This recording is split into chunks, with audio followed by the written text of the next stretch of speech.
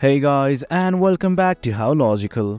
In this tutorial, we're gonna look at how to change the currency in your Amazon app. Now let us begin. Right now, as you can see, I have already logged into my Amazon app.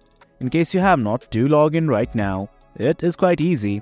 If you don't know how to, we have created a video regarding that as well. Now let us just try to change the currency.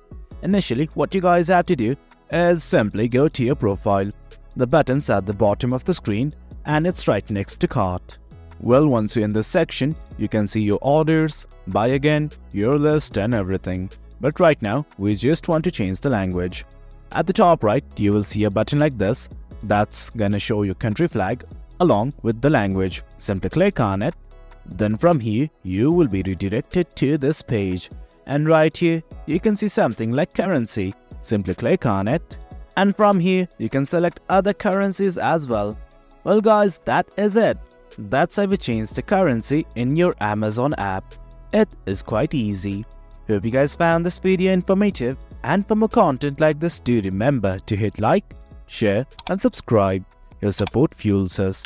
Until next time, thank you.